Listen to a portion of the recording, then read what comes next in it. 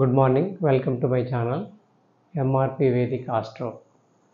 ఈరోజు టాపిక్ వచ్చేసి horoscope study.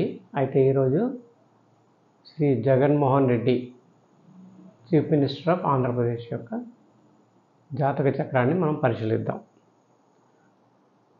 అయితే ఆయన బర్త్ డీటెయిల్స్ ఏదైతే ఉన్నాయో మనము పబ్లిక్ డొమైన్ నుంచి తీసుకున్నాము. ఓకే, సో అయితే జగన్మోహన్ రెడ్డి గారి డేట్ ఆఫ్ బర్త్ వచ్చేసి 21 డిసెంబర్ 1972. టైం వచ్చేసి యాక్చువల్లీ పబ్లిక్ డొమైన్లో రెండు రకాలుగా కనిపించింది. ఒకటేమో 12 అని ఉంది, 12 ఏఎమ్మా పిఎమ్మా అని లేదు, 12 అని చెప్పి 12 నూనా 12 మిడ్ నైట్ అనేది క్లారిటీ లేదు. బట్ కొన్ని వీడియోస్లో కొన్ని చోట్ల early morning 1 hour and 32 minutes అని చెప్పి కొన్ని చోట్ల ఉంది. అయితే అంటే 12 గంటల మధ్యాహ్నం తీసుకుంటే లగ్నం వచ్చేసి మీన లగ్నం అవుతుంది. అదే ఎర్లీ అవర్స్ అంటే మనకి కన్య లగ్నం అవుతుంది.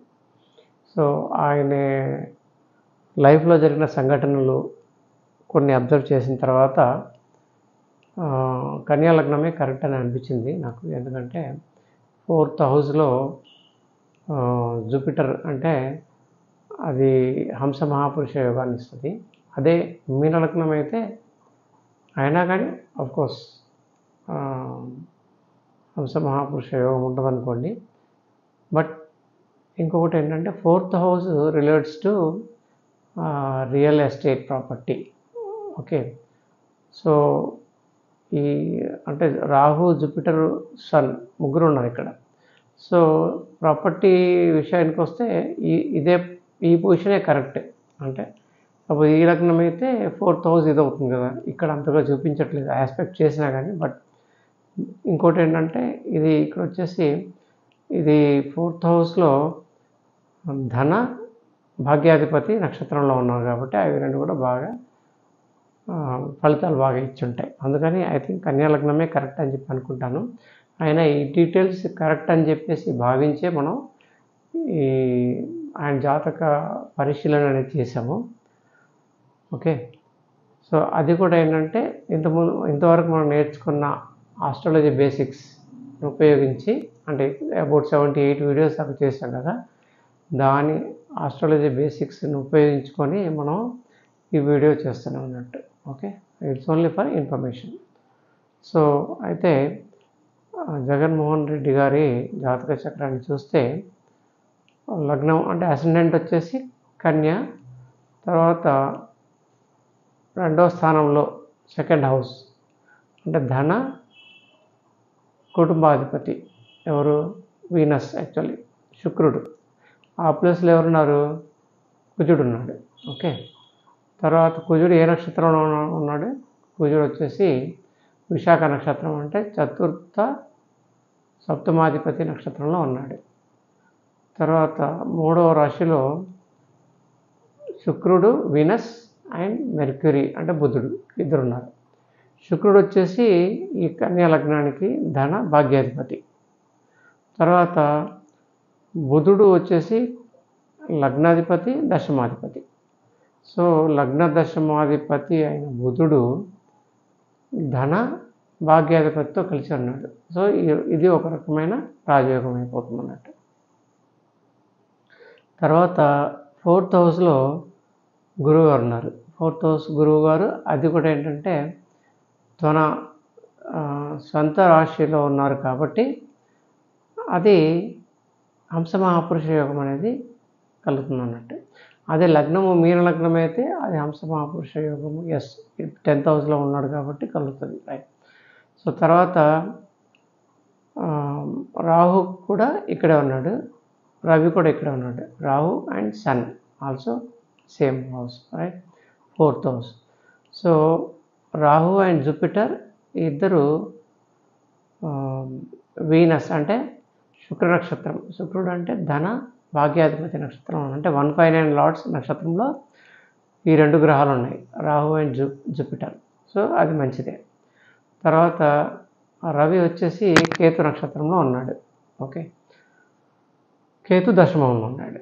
తర్వాత వచ్చేసి శని పంచమాధిపతి ఎవరైతే ఉన్నారో పంచమాధిపతి భాగ్యంలో ఉన్నాడు. కాకపోతే ఏంటంటే రిట్రోగేట్ అయి ఉన్నాడు.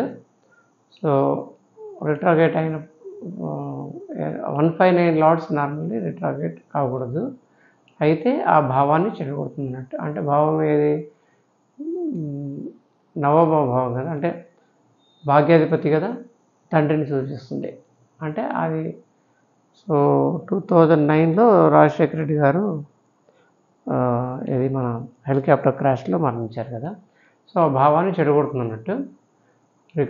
అది 159 లార్డ్స్ రిట్రోగేట్ అయితే కంపల్సరీగా. తర్వాత ఏ నక్షత్రంలో ఉంది? లాభాధిపతి నక్షత్రంలో ఉంది, అంటే రోహిణి నక్షత్రంలో ఉంది. తర్వాత నెక్స్ట్ వచ్చేసి చంద్రుడు మిథునంలో ఉన్నాడు, రాహు నక్షత్రంలో ఉన్నాడు, ఆరుద్ర నక్షత్రం. సో జగన్మోహన్ రెడ్డి గారి రాశి వచ్చేసి మిథున రాశి అయిందన్నట్టు. సో ఆయనతో ఎవరున్నారు? కేతు కూడా అక్కడే మిథునంలో ఉన్నాడు.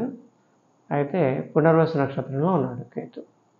సో ఈ విధంగా ఈయన జాతకం చూస్తే మనకి బేసికల్ కనపడేది ఏంటంటే మంచి యోగం వచ్చేసి హంసమహాపురుష యోగం ఉంది. తర్వాత లగ్నం నుంచి 4వ రాశిలో గురువు గారు ఉన్నారు కాబట్టి, అంతేకాకుండా చంద్రుడిని కూడా సప్తమంలో గురువు ఉన్నారు. ఈ రకంగా ఏంటంటే ఆయనకి గజకేసరి యోగం కూడా ఉంది. తర్వాత రాజయోగం అనేది కూడా ఉంది. ఎందుకంటే భాగ్యాధిపతి తర్వాత లగ్నాధిపతి ఇద్దరు ఒకే రాశిలో ఉన్నారు.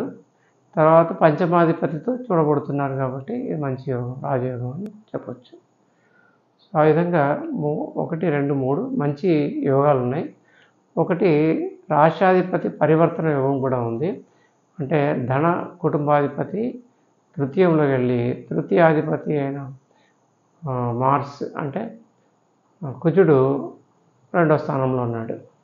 ఇదేంటంటే అతని చెల్లెలుతో కొంత విరోధము, ఇష్యూసు. ఏ నక్షత్రం ఉన్నాడు? మార్స్ చతుర్థాధిపతి నక్షత్రం ఉన్నాడు కాబట్టి డబ్బు కానీ, అంటే ఇదేది కుటుంబాధిపతి తర్వాత ధనాధిపతి, కుటుంబానికి సంబంధించింది కానీ లేక ధనానికి సంబంధించిన కానీ ఆ రియల్ ఎస్టేట్ సంబంధించిన కానీ ఇష్యూస్ ఏమైనా ఉండొచ్చు.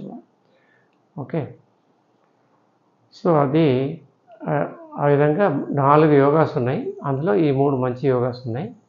తర్వాత గ్రహాలను చూస్తే ఒక గ్రహం స్వక్షేత్రంలో ఉంది. ఎవరది? గురువు గారు. తర్వాత కేంద్ర కోణాల్లో 6 గ్రహాలు ఉన్నాయి. ఇక్కడ 3, తర్వాత దశమంలో 2, తర్వాత భాగ్యంలో 1, మొత్తం 6 గ్రహాలు కేంద్ర కోణాల్లో ఉన్నాయి. ఎగ్జాల్టెడ్ ఉచ్చస్థితిలో ఏ గ్రహం కూడా లేదు. అయితే కోణాధిపతి 159 లార్డ్స్ నక్షత్రాల్లో 4 గ్రహాలు ఉన్నాయి. సో అవేంటి? వీనస్, మెర్క్యూరీ అంటే బుధుడు, శుక్రుడు, తర్వాత రాహు, జూపిటర్. ఈ 4 గ్రహాలు కోణాధిపతి నక్షత్రాల్లో ఉన్నాయి కాబట్టి అది మంచి చేస్తాయి. సో ఆ విధంగా ఆయన లైఫ్ ఏదైతే ఉందో యాక్చువల్లీ తండ్రి రాజశేఖర రెడ్డి గారు మరణించిన తర్వాత రాజకీయాల్లో ఆయన ప్రవేశం అనేది బాగా యాక్టివ్గా జరిగిందన్నట్టు. సో ఆయన 2009లో వాళ్ళ ఫాదర్ పోయిన తర్వాత 2009-10లో అది శని మహర్దశ. శని మహర్దశ ఏంటి? ఆయనకి పంచమాధిపతి కాబట్టి మంచి చేస్తాడు, కష్టపెట్టి అయినా కానీ రిజల్ట్స్ బాగా ఇస్తాడు. అదేవిధంగా చూస్తే 9-10 ఓదార్పు యాత్ర చేశారు. ఓకే, దాని తర్వాత 12-13లో జైలు శిక్ష పడింది ఆయనకి. తర్వాత 2014లో ఎలక్షన్స్లో, ఏది మన అసెంబ్లీ ఎలక్షన్స్లో ఆయనకి 67 ఓట్స్ వచ్చాయి. 67 అసెంబ్లీ స్థానాలు గెలిచారు. సో ఆయన ఆపోజిషన్ లీడర్గా ఎన్నిక కాబడ్డాడు. So that is first winning అనుకోండి. దాని తర్వాత 2017-19 ఆ టైంలో ప్రజా సంకల్ప యాత్ర చేశారు, ఆల్మోస్ట్ 2 ఇయర్స్. సో దానివల్ల ఆయనకి మంచి పరపతి, ప్రజలతో కనెక్టివిటీ, శని కాబట్టి 11th లార్డ్ అంటే మనకి నేచురల్ ఇందులో చూస్తే. సో ఆ విధంగా ఆయన ప్రజలతో బాగా కనెక్ట్ అయిపోయి 2019 ఎలక్షన్స్లో గెలిచి ఆల్మోస్ట్ 151 సీట్లు ఎమ్మెల్యే సీట్స్ గెలిచి చీఫ్ మినిస్టర్ ఆఫ్ ఆంధ్రప్రదేశ్గా ఎన్నిక కాబడ్డాడు 2019లో. సో 2019లోనే ఈ శని మార్గదర్శ ముగించి కంప్లీట్ అయిపోయి బుధ మార్గదర్శ అనేది స్టార్ట్ అయింది. బుధ మార్గదర్శ బుధుడు ఆయనకి లగ్న దశమాధిపతి కాబట్టి బుధ మార్గదర్శ ఆయనకి చాలా బాగా యోగిస్తుందని చెప్పి అనుకోవచ్చు. ఎందుకంటే అంతేకాకుండా బుధుడు శుక్రుడితో కలిసి అంటే ధన భాగ్యాధిపతితో కలిసి ఒక యోగాన్ని ఇస్తున్నాడు. అంతేకాకుండా పంచమాధిపతి కూడా చూస్తున్నాడు కాబట్టి ఆయనకి బుధ మార్గదర్శ బాగా యోగిస్తుందని చెప్పాలి. సో అందువల్లే ఆ బుధ మార్గదర్శ స్టార్ట్ కాగానే ఆయన చీఫ్ మినిస్టర్ ఆఫ్ ఆంధ్రప్రదేశ్ అవ్వగలిగాడు. ఇప్పుడు 2024లో అంటే ఏప్రిల్, మే, జూన్ టైంలో చూస్తే ఆయనకి బుధ మార్గదర్శలో శుక్ర అంతర్దశ ఉందన్నట్టు. శుక్రుడి అంతర్దశ, వీనస్ అంతర్దశ ఉంది. సో వీనస్ ధన భాగ్యాధిపతి కాబట్టి ఆయన మంచి చేస్తాడు. అంతేకాకుండా వీనస్ శుక్రుడు ఈయనకి దశాంశలో శుక్రుడు దశమంలో ఉన్నాడు కాబట్టి ఖచ్చితంగా ఆయనకి మంచి రిజల్ట్ ఇస్తాడు. అంటే 10th హౌస్కి సంబంధించిందే కాబట్టి ఆయనకి ఈ ఎలక్షన్స్లో గెలిచే అవకాశాలు చాలా ఉన్నాయని చెప్పొచ్చు. Okay, and thank you for watching the video.